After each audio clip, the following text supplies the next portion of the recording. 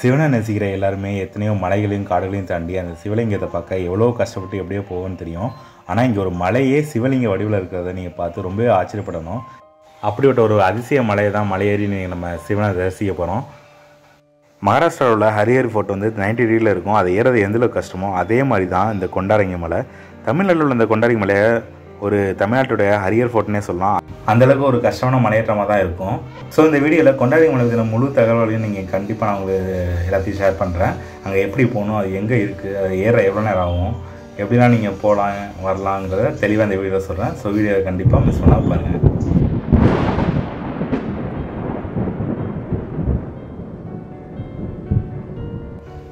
தமிழ்நாட்டில் திண்டுக்கல் டிஸ்ட்ரிக்டில் உள்ள இந்த கொண்டாரங்கி மலை உங்களுக்கு கீரனூருங்கிற ஊரில் தான் இருக்குது. நீங்கள் எங்கே இருந்தாலும் சரி காலையில் 6:15க்கு ஒட்டஞ்சத்திரம் பஸ் ஸ்டாண்டுக்கு போயிட்டீங்கன்னா அங்கேருந்து உங்களுக்கு பஸ்ஸு காலையில் 6 மணி to 6:30 ஒரு பஸ் வரும். அந்த பஸ்ஸில் ஏறினீங்கன்னா நீங்கள் கரெக்டாக ஒரு அரை மணி நேரத்துக்குள்ளே நீங்கள் வந்து கொண்டாரங்கி மலையை ரீச் பண்ணிடலாம். ஸோ கொண்டாரங்கி மலையை ஏர்லி மார்னிங்காக ஏறணும்னு ஆசைப்படுற எல்லாருமே இந்த டைமிங்கை ஃபாலோ பண்ணுறது நல்லது. அதை விட முக்கியமான விஷயம் என்னென்னா, நீங்கள் ஏர்லி மார்னிங்காக ஏறது தான் ரொம்பவே நல்லது. ஏன்னா நீங்கள் இப்போ கொஞ்சம் லேட்டாக மதியான டயத்தில் அந்த மாதிரி ஏறினாலும் நீங்கள் இது எல்லாமே மோஸ்ட்லி நிறைய பேர் வெறுங்காலோட தான் நடப்பாங்க. ஏன்னா மலை ஏறும்போது வெறுங்காலன்னு சொல்லிட்டு சாமியை பார்க்க போகிறோம், வெறுங்காலோட ஏறலாம் சொல்லிட்டு நடப்பாங்க. ஸோ அப்படி ஏன்னு நினைக்கிறவங்களுக்கு வந்து இது ஃபுல்லாக பாறை தான். உங்களுக்கு அங்கே மண்ணை வந்து நீங்கள் எங்கேயுமே பார்க்க முடியாது. ஒரு சில இடத்துல மட்டும்தான் நீங்கள் மண்ணில் நடக்கிற மாதிரி இருக்கும். மற்ற இடம் ஃபுல்லாகவே உங்களுக்கு பாறை தான் இருக்கும். இந்த மலையை பார்த்தாலே உங்களுக்கு நல்லாவே தெரியும். ஸோ நீங்கள் என்ன பண்ணுறீங்கன்னா ஏர்லி மார்னிங்காகவே ஏறி பாருங்கள், அது உங்களுக்கு ரொம்ப நல்லதாக இருக்கும். இல்லைனா வெயிலில் அந்த பாறை நடக்கிறது ரொம்பவே உங்களுக்கு கஷ்டமாக இருக்கும். ஃபஸ்ட் டைம் நீங்கள் இந்த மலையை ஏறிங்கன்னா உங்களுக்கு கண்டிப்பாக 2 மணி நேரம் எடுத்துக்கும் ஏறுறதுக்கு. ஏறி போயிட்டு நீங்கள் அங்கே போய் சாமியெல்லாம் தரிசிச்சுட்டு திருப்பி நீங்கள் இறங்கி வர்றதுக்கு இது கண்டிப்பாக ஒரு 1.25 மணி நேரம், அதே மாதிரி 2 மணி நேரம் ஆக சான்ஸ் இருக்குது. ஸோ 5 மணி நேரத்துக்குள்ளே நீங்கள் ஏறிட்டு இறங்கிடலாம். சிவலிங்க வடிவில் காட்சியளிக்கிற இந்த மலையை ஏறுறது உங்களுக்கு ரொம்பவே அற்புதமான ஒரு ஃபீலாகவே இருக்கும். அதோட ரொம்ப டேஞ்சரஸான ஒன்றும் கூட. ஏன்னா நீங்கள் ஏறும் போது கீழே திரும்பி பார்த்தீங்கன்னா அந்தளவுக்கு கொஞ்சம் பயமாகவே இருக்கும். ஏன்னா கிட்டத்தட்ட 80 டிகிரியில் இருக்கும் இந்த மலை நீங்கள் ஏறும் போது. அதோட கொஞ்சம் கொஞ்சமாக ஏறி நீங்கள் அந்த பாதி ஸ்டேஜ் தாண்டி நீங்கள் போயிட்டீங்கனாலே காற்று அதோட பயங்கரமாக இருக்கும். நீங்கள் நிற்கிறதுக்கே அந்த போகிற வழியில் உள்ள கம்பியை பிடிச்சி தான் நிற்கிற மாதிரி இருக்கும். அந்தளவுக்கு ரொம்ப பயங்கரமாகவும் இருக்கும் ஏறுறதும் இறங்குறதும் சரி. ஒரு சில இடத்துல நீங்கள் ஒரு கால் வைக்கிற அளவுக்கு தான் அளவே அந்த கேப்பே இருக்கும். அதில் வச்சு தான் நீங்கள் ஏற மாதிரி இருக்கும். அந்தளவுக்கு கொஞ்சம் டேஞ்சரஸான பாதையும் கூட. ஸோ சேஃபாக போயிட்டு சேஃபாக வரணும், அது ரொம்ப முக்கியமான விஷயம். கொண்டாரங்கி மலையில் பாதி தூரம் நீங்கள் கடந்ததுக்கப்புறம் கொஞ்சம் தூரம் கழித்து ஒரு கோயில் வரும். அதுக்குள்ளே ஒரு சிவலிங்கம் இருக்கும்.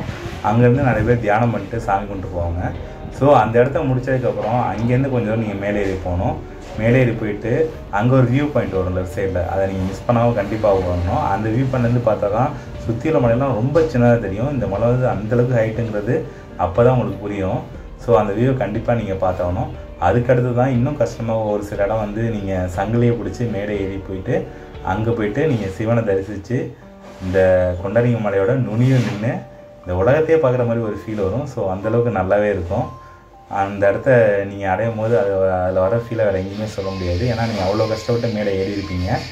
அங்கே நின்று பார்க்கும்போது அங்கே அடிக்கிற காற்றும் சரி, அந்த சிவனை தரிசிக்கிற நேரமும் சரி, வேறு லெவல் ஃபீலாக இருக்கும். ஸோ கண்டிப்பாக எல்லோரும் இதை நீங்கள் அனுபவிச்சு பார்க்கணும்னு ஆசைப்பட்றேன். நம்ம இங்கேருந்து இந்த மலையை பார்க்கும்போது ஓகே ஏறிலாம் கொஞ்சம் பரவாயில்ல தான் போல் அப்படிங்கிற மாதிரி அந்த மலை தோணும். ஆனால் கிட்டத்தட்ட 4000 அடிங்க இந்த மலை. அந்தளவுக்கு பெரிய ஹைட் உள்ள மலை. நீங்கள் இதோட எண்டில் நீங்கள் நின்னாலே அந்தளவுக்கு சின்ன எறும்பலை கூட நீங்கள் இருக்க மாட்டீங்க. ஏற ஏற இன்னும் இவ்வளோ தூரம் போகணுங்கிற ஃபீல் தான் இருக்கும். ஸோ அந்தளவுக்கு ஹைட்டாகவே இருக்கும். இந்த மலையோட டாப் அந்த நுனி இடம் வந்து அவ்வளோ சின்னதாக நமக்கு தெரிஞ்சாலும் அந்த இடத்துல கிட்டத்தட்ட 50 பேர்த்துக்கு மேலே நிற்கலாம்.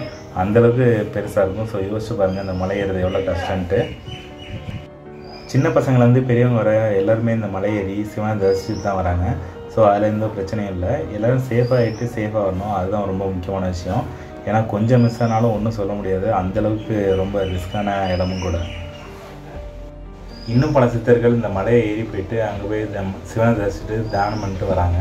நமக்கு தெரியாமல் இருக்கலாம், ஆனால் நம்ம கண்ணுக்கு தெரியாமல் நிறைய பேர் அந்த மாதிரி போயிட்டு வந்துட்டு தான் இருக்காங்க.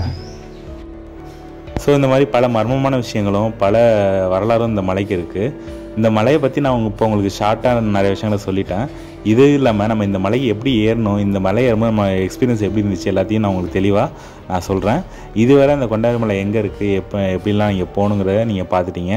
இதுக்கப்புறம் இந்த மலை ஏறுறதையும் எப்படி அதெல்லாம் நம்ம ஃபீல் பண்ணுறோங்கிறதையும் எப்படிலாம் ஏறி எப்படிலாம் இறங்குறோங்கிறதையும் ஃபுல்லாக இந்த அடுத்த வீடியோ உங்களுக்கு காட்டுறேன். வாங்க பார்க்கலாம். See you, bye.